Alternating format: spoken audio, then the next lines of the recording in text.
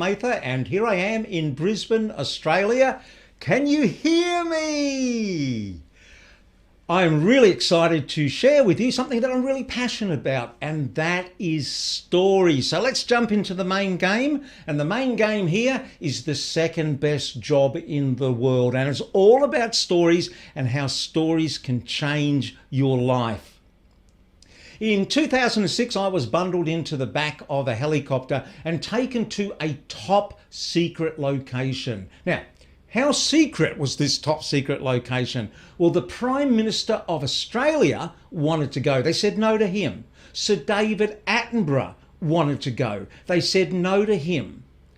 I was off to see the Wollemi pine. Hang on a minute, a tree? Let me put this in perspective for you. There's two kingdoms. There's the plant kingdom and there's the animal kingdom. If this tree had been found in the animal kingdom, it would have been like finding a dinosaur alive 3 hours up the road from Australia's largest city, Sydney. So this was the botanical find of the 20th century. It was a big deal. And it was also at the same time that television was going from standard definition to high definition. And all the big players in natural history like National Geographic and Discovery and BBC, they all wanted shiny new high definition footage of these secret trees. So somebody had to go and I got the gig.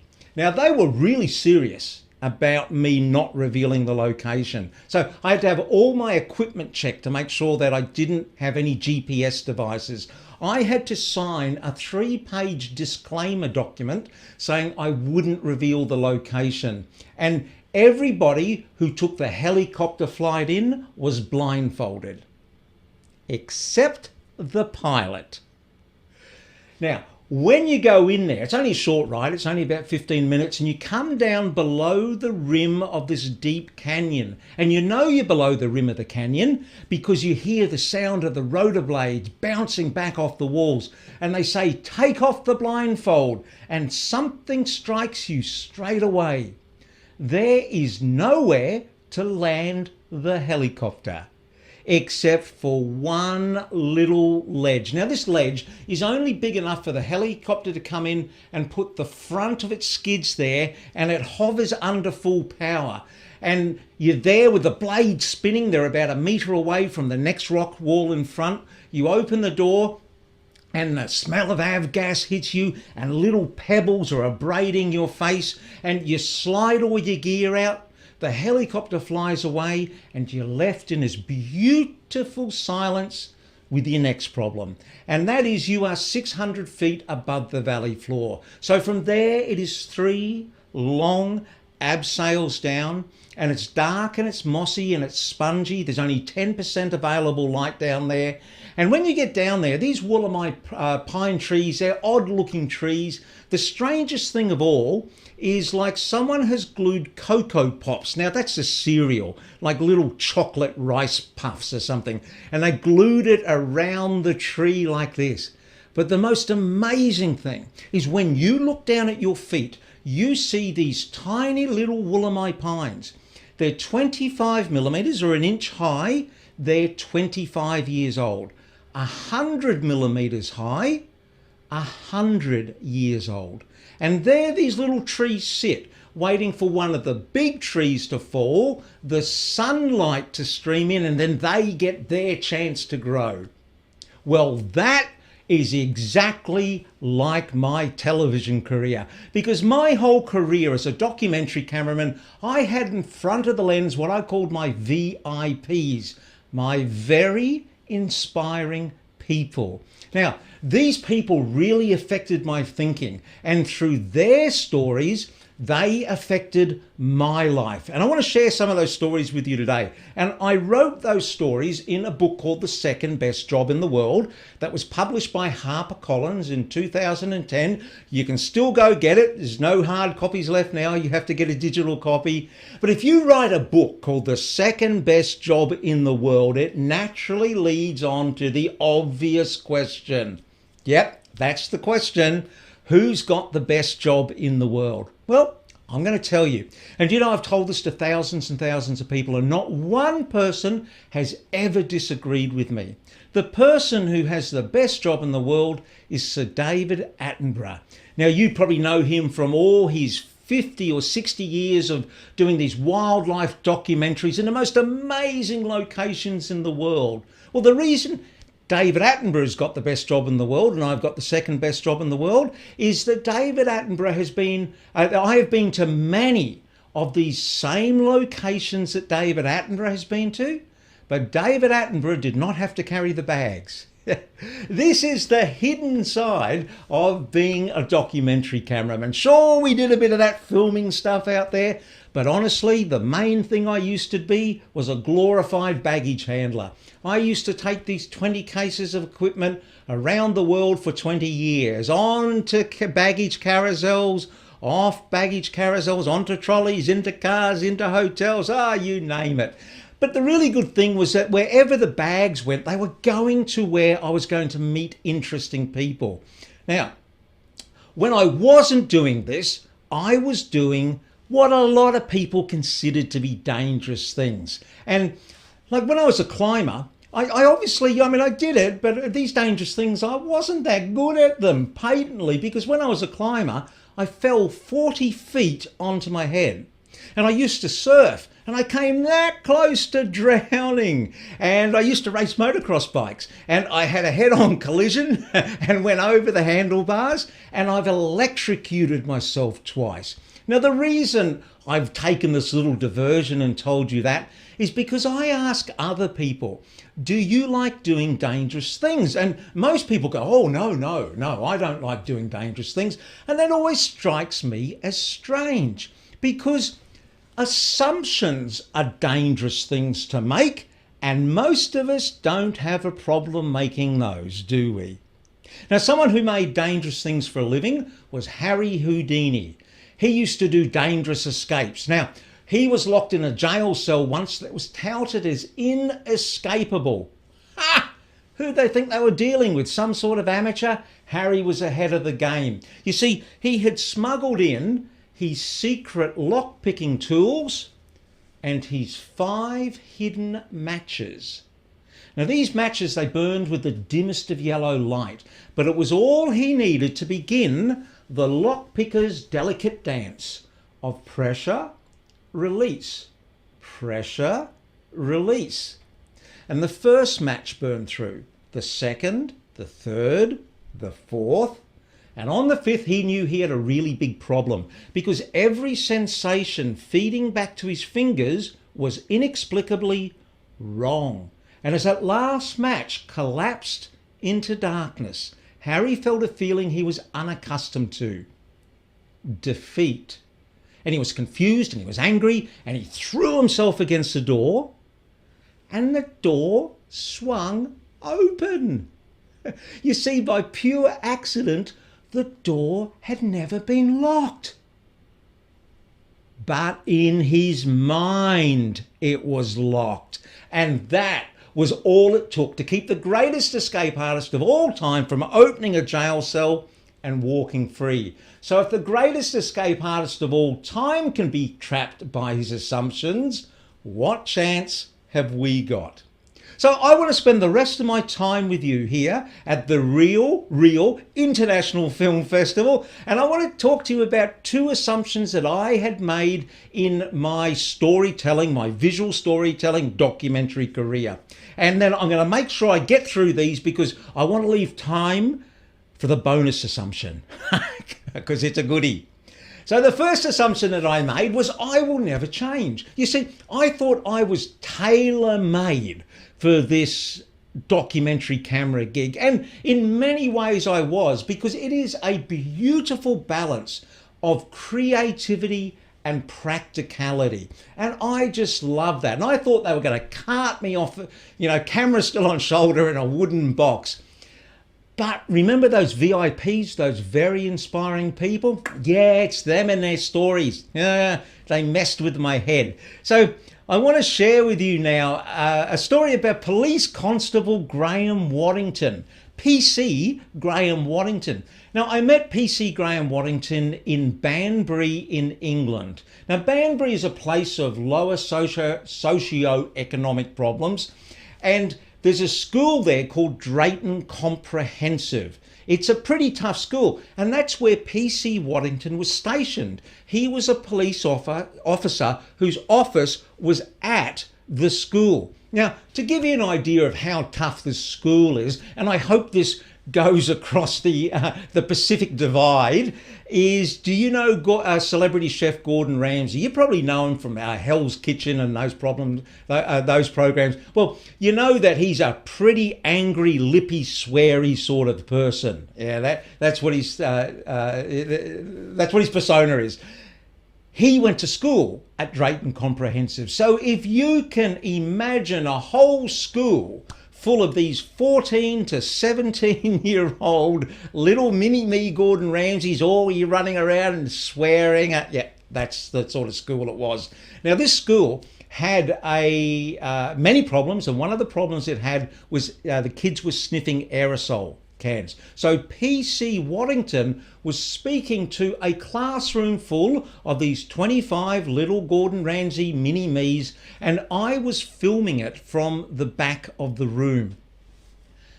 And when PC Waddington started to talk to the class, he was amazing.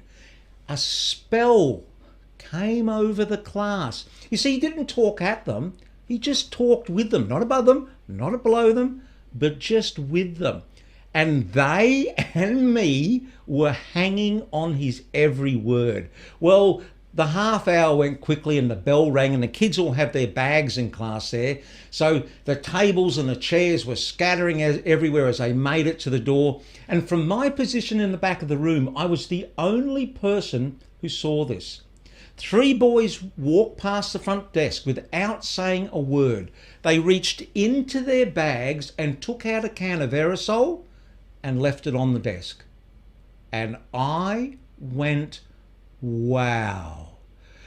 Because in my career, I have filmed dozens and dozens of well-meaning government initiatives that have spent millions and millions of well-meaning dollars that have not achieved much at all. Yet, here was one man standing in front of a room full of boys who in half an hour stopped 3 boys sniffing aerosol that day.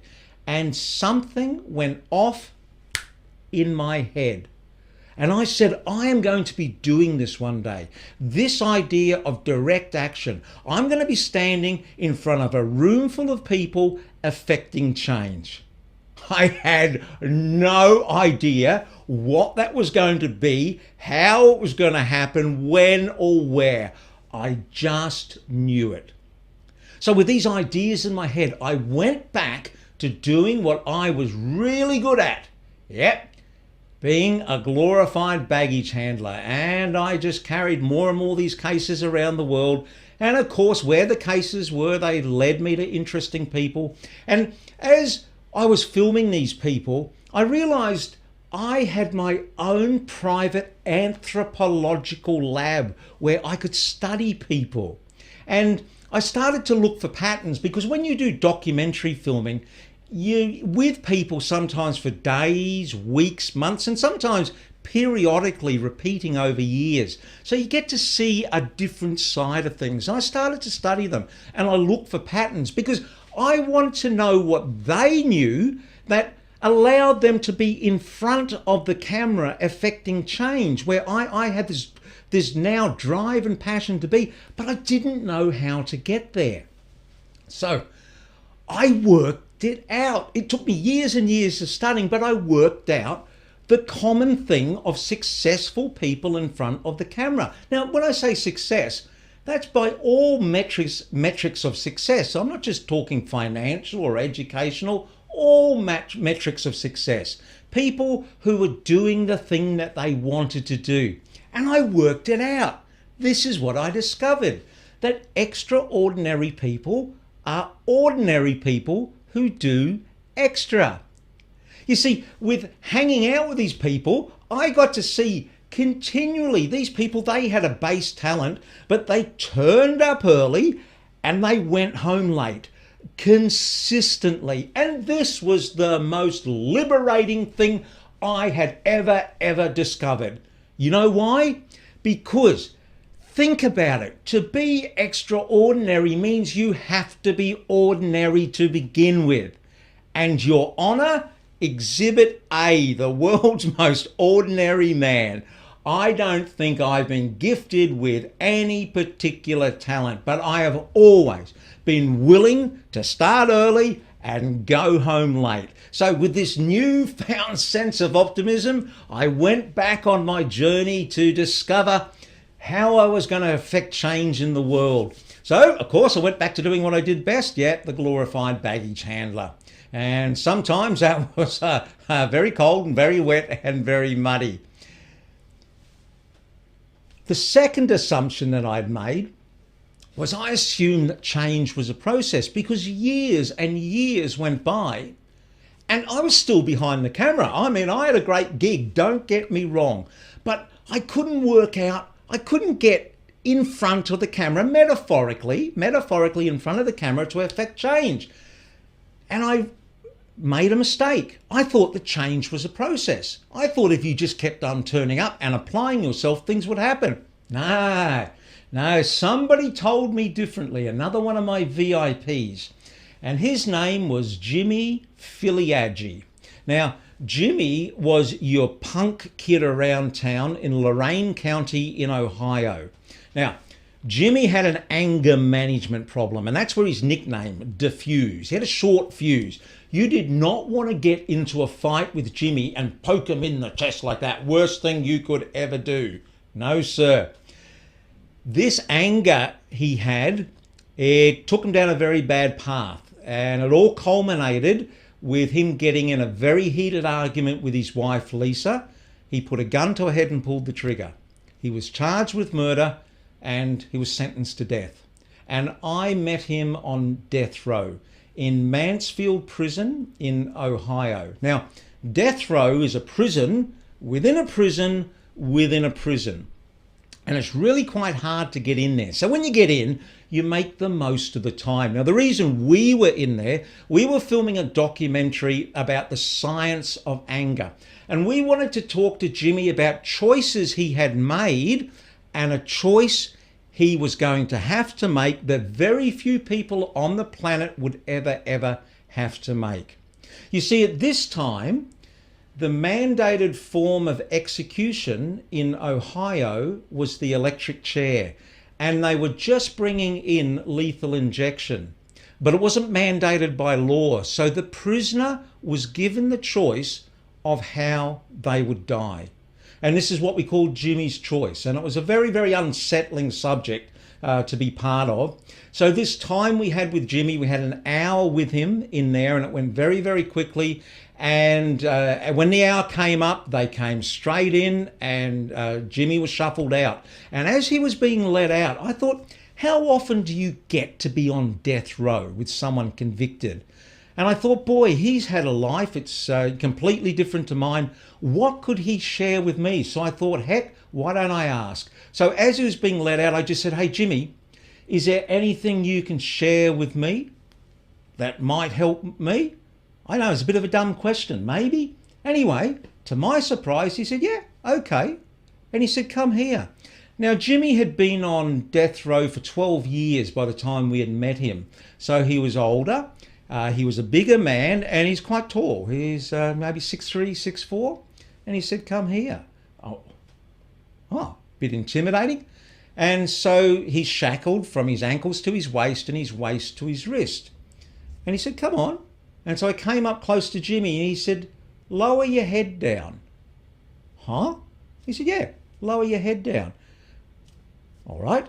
So I started to lower my head down, and he raised his fingers. And I could hear the little short chain go taut. And as my head went lower, his fingers came up to my temples and he tapped. And he said, 8 inches. You are only ever 8 inches away from the best decision or the worst decision of your life. And with that, he turned. Last I ever saw of Jimmy. Now, I didn't mean much at the time, but over the years it percolated down. And I've come to understand, it was part of my path to understanding that this assumption that change is a process. No, it's not. Change is a decision. And change requires hard decisions. And when you make the hard decisions, you watch. The change naturally flows on after that. So I had to make hard decisions. And I made them one of the hardest decisions of my life. Because at the top of my documentary camera career, I walked away. Because I had this idea in my head that I was going to teach the concept of philanthropy to school children. So I took this program that I devised into schools to deafening silence. It was a commercial failure. And I pushed it for a couple of years. I could get no traction.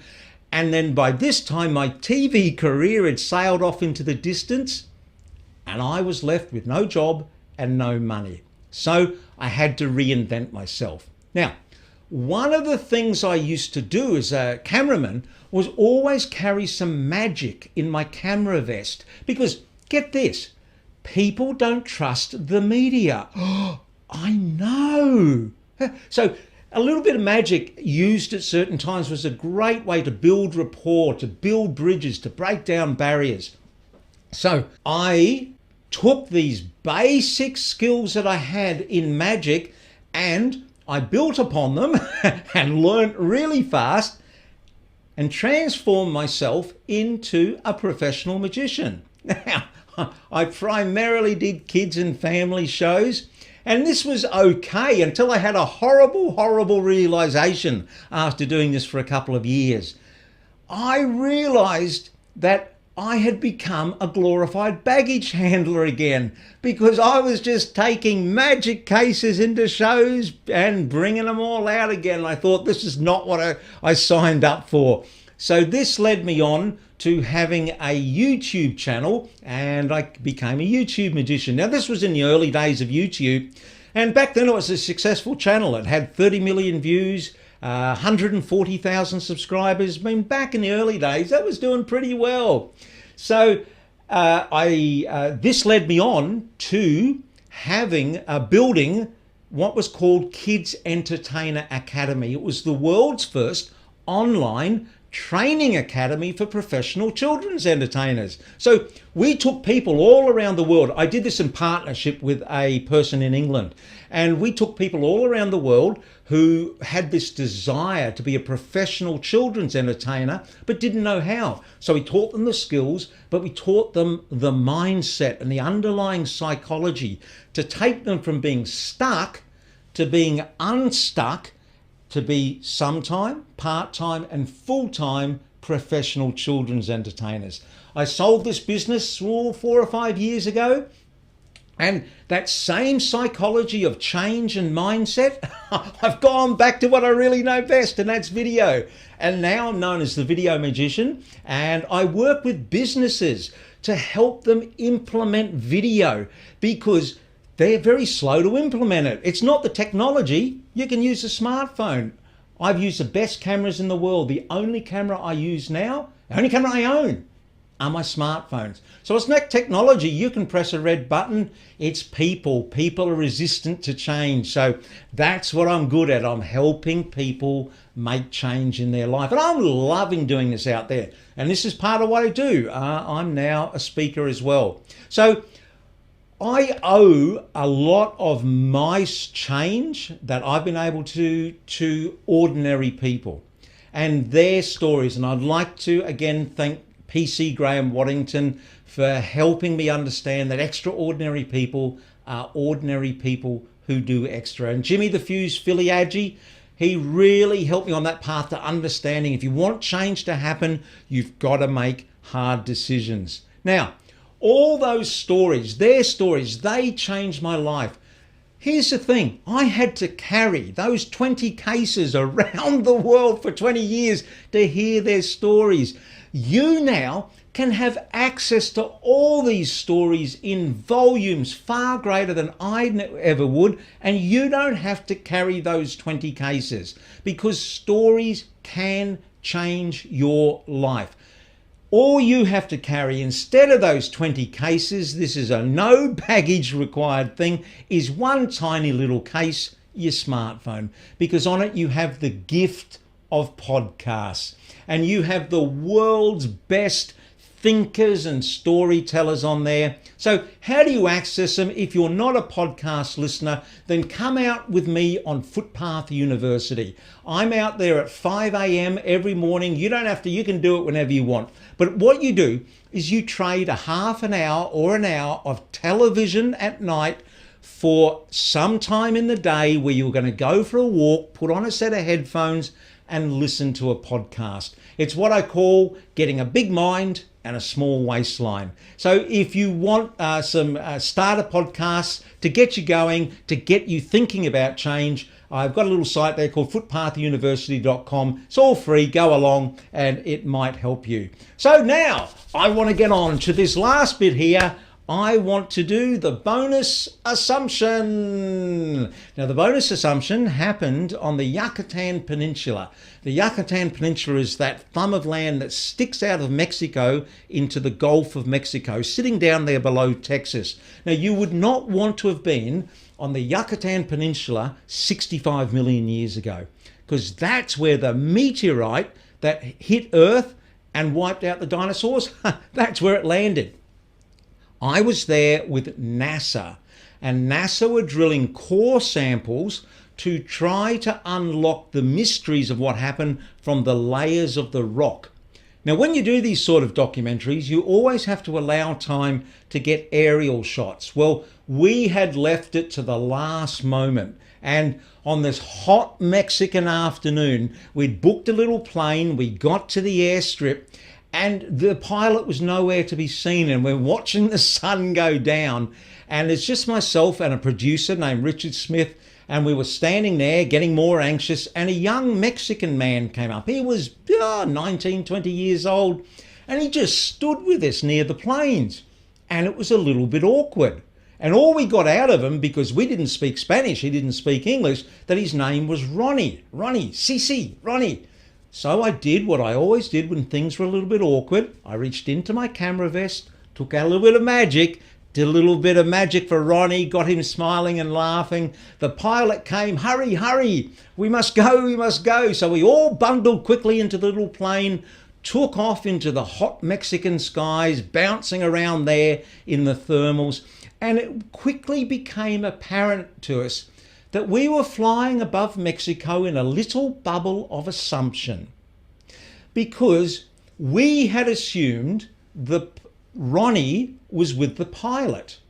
And the pilot, of course, assumed that Ronnie was with us. Turns out we were flying around Mexico, over Mexico, with a complete stranger. No idea what he was doing there. But do you know how when you travel with people, you get to know them really quickly? We got to know Ronnie really fast, because what we found out about Ronnie is he got airsick. And I don't mean just like a little bit of airsick. I mean like someone got a stick of dynamite and stuck it into a can of pineapple pieces. It was horrible. So I, to this day, have never, ever known who Ronnie was, but I will never, ever, ever forget Ronnie.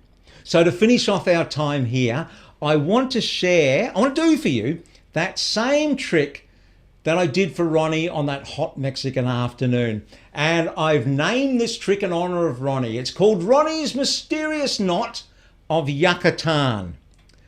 Now, I love doing this because any 10-year-old with 20 years experience can do this. All you need to do is find a piece of rope with the following features. Needs to have two ends and a middle. I know, very hard to find. You also need a second piece of rope. This one here is a lovely shade of red and plain old white. I'm going to make the first knot I ever learnt, the simplest of knots. You make a loop, reach through, the simplest of knots. However, my friends, this is no ordinary knot. No. This, my friends, is Ronnie's Mysterious Knot of Yucatan. You see, if I twirl the ropes like this, and then I say the special words, Now I must say these words secretly and silently to myself. You don't hearing that, are you? And you see, when you untwirl the ropes, the knot jumps off the white rope and onto the red rope. I know, 2 for the price of 1. Now, so mysterious is Ronnie's mysterious knot of Yucatan. You get a little massage, a little squeeze. It releases the essential oils and turns it into a sliding knot. A bit of practice, you can slide it right off the end. And just when you think you've seen it all, oh, it jumps straight back on. Now, if you were to have a handful of invisible powder, which I conveniently carry, and give it a little sprinkle, just a little, you see it becomes a jumping knot. But don't be fooled, because this is first and foremost a sliding knot. You see, it'll slide from here all the way over to here, which makes this next part truly amazing. A little blow, a little rub, and the knot becomes part of the rope. No joins, no seams. And this brings us to the dramatic and applause-inducing conclusion of our time together. Hey, thank you so much. I hope that you go out, that you listen to people's stories. Stories can change your life. I'm just going to go back. If you want to follow up with me, and just to quickly let you know, come and join me on LinkedIn. I'm there a lot. And for the Real International Film Festival, if you go to julianmather.com/RRIFF, I got a special offer for you there if you want to do some video training. Really good deals for you guys, and it's to say thank you for inviting